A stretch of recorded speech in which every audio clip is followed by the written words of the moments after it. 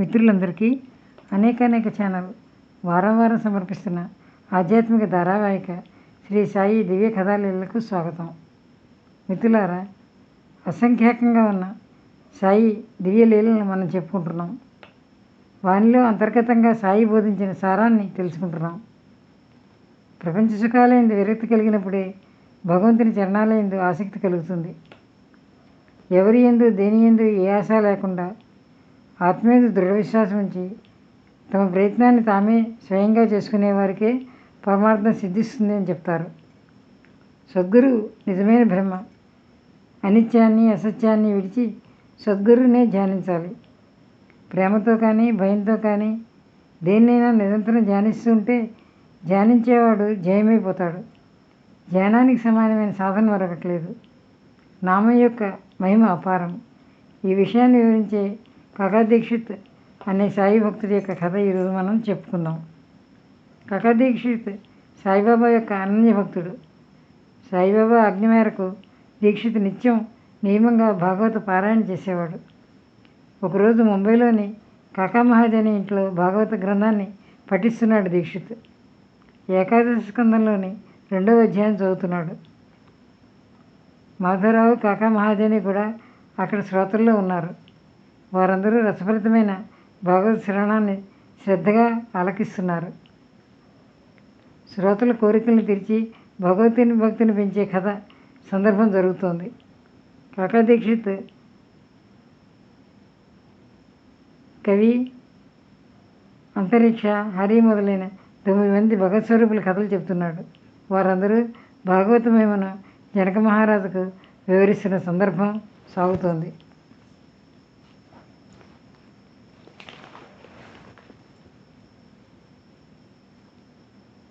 జనక మహారాజు దాన్ని వింటూ ఆశ్చర్యపోతూ ప్రశ్నలు కురిపిస్తున్నాడు. అత్యంత సుఖమైనది ఏది? హరి యొక్క పరంభక్తి ఎటువంటిది? హరిమాయాన్ని దాటే ఉపాయం ఏది? అంటే శ్రేయస్సుని కలిగించే ఉత్తమమైన గురుచరణాలు. కర్మ, అకర్మ మరియు వికర్మ ఈ అన్నిటి మర్మం ఒకటే. గురువే పరమాత్మ స్వరూపం. గురుయందు భక్తి భాగవత ధర్మం. హరిచరిత్రను, వారి అవతారాల విశిష్టతను వర్ణిస్తున్నారు. మరియు పురుషావతార లక్షణాలను చెప్పి నారాయణ రూపాన్ని వర్ణిస్తున్నారు. జనక మహారాజుకు భక్తి లేని వారికి పట్టే దుర్గతిని తెలుపుతున్నాడు. వేదవిహిత కర్మలను వదిలిన వారందరూ నాశనం అవుతారని తెలియజేస్తున్నారు. హరి సర్వప్రాణుల్లోనూ ఉన్నాడు కనుక ఎవరిని ద్వేషించరాదు. ప్రతి ప్రాణిందు పరమేశ్వరుని చూడగలగాలి. దేవుడు లేని చోటు అంటూ ఎక్కడా లేదు. కృత త్రేత యుగాల్లో ఏ దేవతల మూర్తులను ఎలా పూజించాలి, ఎలా ధ్యానించాలి వివరిస్తున్నారు. కలియుగంలో ఒకటే సాధన, హరి యొక్క గురువు యొక్క చరణస్మరణ. దానితోనే భయవరణం. శరణాగతులకు ఇదొక్కటే శరణం. ఈ విధంగా గ్రంథపఠనం జరుగుతోంది. కాకాసాహెబ్ ఈ నవనాథుల చరిత్రలు వారి మనోవృత్తి అంతుపట్టను కదా అని అన్నాడు. ఈ భక్తి ఎంత కఠినమైంది? మన వంటి మూఢులకు అంతటి భక్తి ఎక్కడి నుంచి వస్తుంది? జన్మజన్మలకు ఇది సాధ్యమేనా? కాదు. గొప్ప దిట్టలైన ఆ నవనాథులు ఎక్కడ, మనం ఎక్కడ? మొదటి నుంచి పాపులమైన మనం ఎక్కడ? ఈ భక్తి అంత సులభ సాధ్యమా? సచిద్రూపులైన వారు ధన్యులు. మనకు ఇంతటి భక్తి ఎలా వస్తుంది? మనకి ఇక తరుణోపాయం ఏది? నేను హతాశుని అయిపోయాను మాధవరావు. ఈ జన్మ వ్యర్థమైపోయింది కదా అని బాధపడ్డాడు మాధవరావుతో. కాకాసాహెబ్ ప్రేమయుడైన భక్తుడు. అతని మనసు స్థిరంగా ఉండగా చంచలమైనది బాధపడుతున్నాడు. శ్యామ మనసులో బాధ కలిగింది. శ్యామ అంటే మాధవరావు. అతనికి కాకాసాహెబ్పై అమితమైన ప్రేమ ఉంది, అభిమానం ఉంది. అతనికి కాకా యొక్క దైన్యస్థితి అతని మాటలో అసలు నచ్చలేదు. సాయిబాబా వంటి గురువును పొందిన భాగ్యం ఉండి కూడా ఇంతటి దీనత్వం ఎందుకు నీకు? సాయి చరణంలో దృఢమైన విశ్వాసం ఉంటే మనసులో ఇంతటి తపన ఎందుకు? నవనాథుల భక్తి ప్రబలమైనదే కావచ్చు, కానీ మన భక్తిలో మాత్రం ప్రేమ లేదు. మన భక్తి మాత్రం స్థిరమైంది కాదు. టీకా సహితంగా ఏకనాథ భాగవతంలోని ఏకాదశ స్కందం మరియు భావార్థ రామాయణాన్ని మీరు రోజు పఠించాలని బాబా ఆజ్ఞాపించారు కదా. దాన్ని బట్టి హరినామస్మరణ, గురుస్మరణ సాధన అని బాబా ఆజ్ఞ ప్రమాణం కాదా? దీనితో మనం భవాన్ని తరించగలం. మీకు ఎందుకు చింత అని అడిగాడు మాధవరావు. కానీ ఆ నవయోగుల చరిత్ర వారి అసితారావృతం ఏ కొంచెమైనా మనకు సాధ్యమా అని నాకు బాధగా ఉంది. నవయోగుల భక్తియే శ్రేష్టమైంది. అది ఏ సాధనతో లభిస్తుంది? ఆ భక్తి ద్వారానే భగవంతుని సాన్నిధ్యం కదా అని అతను వేదన పడ్డాడు. కూర్చున్నా పడుకున్నా కకా దీక్షిత్ మనసులో అదే ఆలోచన. ఈ విధంగా జరుగుతుండగా ఆ మర్నాడు జరిగిన చమత్కారాన్ని ఇప్పుడు శ్రద్ధగా విందాం. ఆశ్చర్యకరమైన అనుభవం అదే సమయంలో ఎందుకు జరిగింది? ఆ ప్రాతకాలమే ఆనందరావు పకాడే మాధవరావును ఎత్తుకుంటూ వచ్చాడు. ఆనందరావు పకాడే కూడా బాబా భక్తుడు. అది కూడా ఉదయాన్నే సరిగ్గా భాగవతపట్నం సమయానికి వచ్చి మాధవరావు దగ్గర కూర్చున్నాడు. కూర్చుని గత రాత్రి తనకు వచ్చిన స్వప్న విశేషాన్ని చెప్పడం ప్రారంభించాడు. అలా అక్కడ వారిద్దరూ గుసగుసగా మాట్లాడుకుంటుంటే ఇక్కడ గ్రంథాన్ని పఠిస్తున్న వక్తకు శ్రోతలకు నిలకడ లేకుండా పోయింది. ఆనందరావు పకడే అసలే చంచలమైన మనసు కలవాడు. మాధవరావుతో తన స్వప్న వృత్తాంతాన్ని వివరిస్తూ చెబుతున్నాడు. ఇద్దరూ మెల్లిమెల్లిగా మాట్లాడుకుంటున్నారు. అందువల్ల గ్రంథపట్టణం ఒక క్షణం ఆగిపోయింది. అప్పుడు కాకాసాహెబ్ దీక్షిత్ అన్నాడు, మీరిద్దరూ ఎంతో ఆనందంగా ఉన్నారు. ఏమిటో కబుర్లు చెప్పుకుంటున్నారు. ఏమిటి విశేషం? అదేమిటో మాకు కూడా చెప్పండి అని అన్నాడు. అందుకు మాధవరావు అన్నాడు, నిన్ననే కదా నీకు ఒక సంశయం కలిగింది. దానికి సమాధానం వెంటనే దొరికింది చూడు. ధరింపజేసే భక్తి యొక్క లక్షణాన్ని వినండి. బాబా ఆనందరావు పాకడేకు కళ్ళలో కనిపించి ఎలా దర్శనమిచ్చారో ఏం చెప్పారో వినండి. మీ సందేహం తొలగిపోతుంది. దీంతో గురువు పాదాలకు వందనం చేసే భక్తి ఉంటే చాలు అని అర్థమవుతుంది అని చెప్పాడు. ఆ స్వప్న వృత్తాంతాన్ని వినటానికి అందరికీ కుతూహలం కలిగింది. ముఖ్యంగా కాకాసాహెబ్కు జిజ్ఞాస పెరిగింది. మొదట సంశయం కలిగింది అతనికే కదా. అందరి ఆతృతను గమనించి ఆనందరావు పకడే తన కళను శ్రద్ధగా వివరించసాగాడు. అక్కడ వారంతా కూడా ఎంతో శ్రద్ధగా ఎంతగా వింటున్నారు కుతూహలంగా. పాకడే చెప్తున్నాడు, నేను ఒక సముద్రంలో నీటిలో నడుము వరకు నిలబడి ఉన్నాను. అక్కడ అకస్మాత్తుగా సాయి సమర్థులు నా దృష్టికి కనిపించారు. వారు రత్నఖచిత సింహాసనంపై విరాజమానులై ఉన్నారు. వారి చరణాలు నీటి లోపలే ఉన్నాయి. అటువంటి దృశ్యాన్ని నేను చూశాను. మనోహరమైన ఆ రూపాన్ని చూసి నాకు అత్యంత సంతోషం కలిగింది. అది కళ అన్న భావనే కలగలేదు. వాస్తవంగా బాబానే చూస్తున్నాను. వారి దర్శనంతో మనసుకు ఆనందం కలిగింది. ఇది గొప్ప విశిష్టమైన యోగం. అక్కడే నిలబడి ఉన్నాడు మాధవరావు కూడా. నేను మాధవరావుతో ఆవేశంతో భక్తావేశంతో అన్నాను,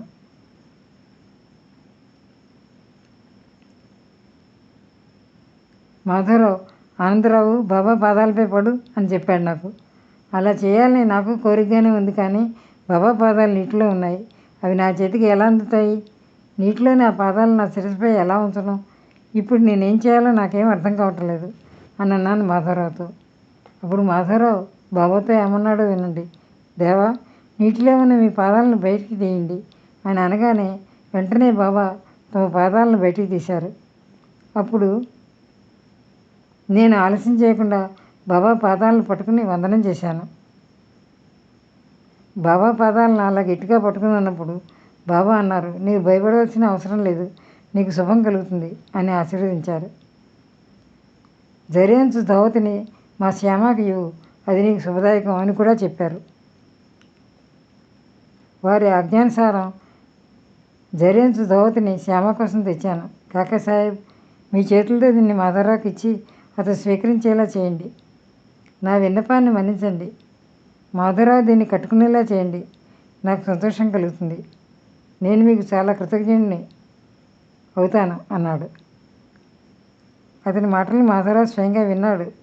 కానీ కాకాసాహెబ్ ఇచ్చిన దావతిని అతడు స్వీకరించలేదు. అతడు తన మనసులో అనుకున్నాడు, ఇది స్వప్నమే. అయితే నాకు సూచనగా ఏదైనా దృష్టాంతం కలగాలి కదా. దృష్టాంతం కలిగితే తప్ప నేను ఈ వస్త్రాన్ని తీసుకోను అని లోపల అనుకున్నాడు. అప్పుడు కాకాసాహెబ్ అన్నాడు, బాబా అభిప్రాయాన్ని తెలుసుకుందాం. తీసుకోవటం మంచిదా, తీసుకోకపోవటం మంచిదా అని చీటీలు రాసి తెలుసుకుందాం అన్నాడు. బాబా ఇచ్చిన చీటీ ప్రకారం వారి ఆజ్ఞను స్వీకరిద్దాం అని బాగా నిశ్చయించుకున్నారు అందరూ. చీటీల్లో రాసి బాబా పాదాలకు ఉంచారు. కాకాసాహెబ్ తన భారాన్నంతా సాయిపైనే ఉంచేవాడు. బాబా అభిప్రాయాన్ని ముందుగా తీసుకున్న తర్వాత ఏ పనైనా చేసేవాడు. ఆ విధంగా బాబా శరీరంతో ఉన్నప్పుడు చేసేవాడు. వారి తర్వాత కూడా చీటీలు వేసి బాబా ఆజ్ఞను తీసుకునేవాడు. బాబా ఆజ్ఞను తప్పక పాలించేవాడు. పని చిన్నదైనా పెద్దదైనా సరే చీటీల ద్వారా బాబా ఆజ్ఞను తీసుకోకుండా ప్రాణం పోయినా సరే ఏ పని చేసేవాడు కాదు. అతనికి బాబా ఆజ్ఞే ప్రమాణం. ఒకసారి బాబా చరణాలకు అంకితం చేసిన శరీరం మనది కాదు, దానిపై వ్యవహారం పైన మనకు అధికారం ఏమీ లేదు అన్న దృఢభావంతో ఉండేవాడు.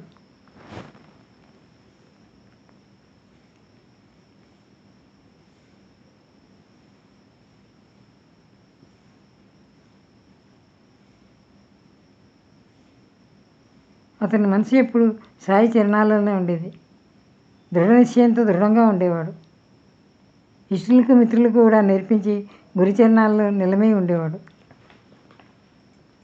ఆనందరావు మాధవరావు ఇద్దరు కాకాపైన ప్రీతితో చీటీల ఉపాయాన్ని ఒప్పుకున్నారు.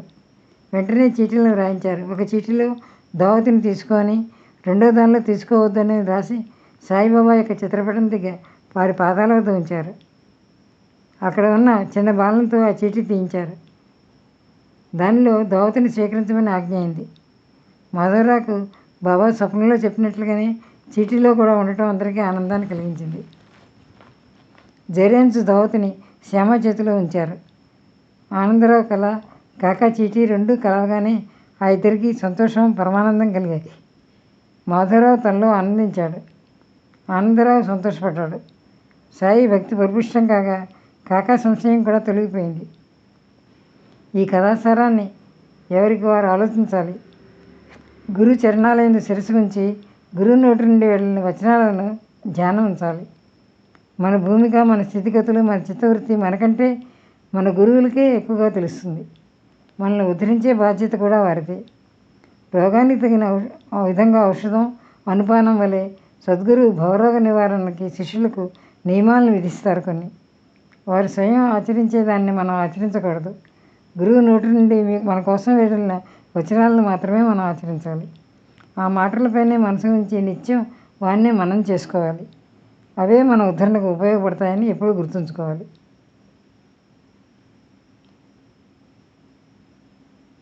అవే మనకు వేదజ్ఞానం.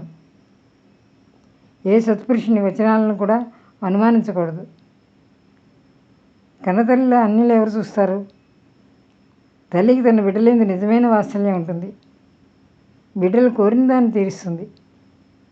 ఆ తల్లి యొక్క సుఖం బిడ్డలకు తెలియదు.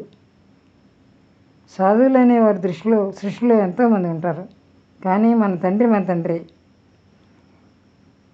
సాయి నోటి నుండి వెళ్ళిన కరుణా వచనాన్ని హృదయపూర్వక పలకంపై చిత్రించుకోవాలి. సాయి నోటి నుండి వెళ్ళిన వచనాలైందే ధ్యానం ఉంచాలి. ఆ దయామయులే చివరకు మన తాపత్రయాలను శాంతింపచేస్తారు. కష్టాల నుండి గట్టెక్కిస్తారు. వారి కళ ఏదో వారికే తెలియాలి. మనం ఆ కళను, ఆ కౌశల్యాన్ని మనం కళ్ళతోనే చూడాలి. అంతే. సహజంగా అవలీలుగా సంభవించే వారి లీలలన్నీ అద్భుతంగా ఉంటాయి. ఎవరు ఏది చెప్పినా అందరి మాటలు వినండి. మీ జయాన్ని మాత్రం వదలకండి. మీ గురువు యొక్క వచనాలు మర్చిపోకండి. ఇదే పరమ శుభప్రదము. ఇందులోనే భవహరణము, ఇందులోనే గ్రంథాలు, పురాణాలు, జపతప అనుష్ఠానాలు అన్నీ ఉన్నాయి. ఈ కథ సారాంశం ఏమంటే, గురువుని ప్రేమించండి, వారికి అనన్య భావంతో నమస్కరించండి. సూర్యుని ఎదుట అంధకారం ఎక్కడ ఉంటుంది? అట్లే గురువు వద్ద భవసాగరం ఉండదు. ఈ సృష్టిలో దగ్గరలో కానీ దూరంలో కానీ సముద్రాలకు అవతల ఉన్నా సరే, ఎక్కడ ఉన్నా సరే గురువు శిష్యులందు అత్యంతమైన ప్రేమను కలిగి ఉంటాడు. మిత్రులారా, ఇది ఈనాటి సాయి దివ్య కథాలయాలు విన్నారు కదా. ఇది కనుక మీకు నచ్చినట్లయితే అనేక ఛానల్ సబ్స్క్రైబ్ చేయండి, ఛానల్ని ప్రోత్సహించండి. ఓం శ్రీ సాయినాథాయ నమః.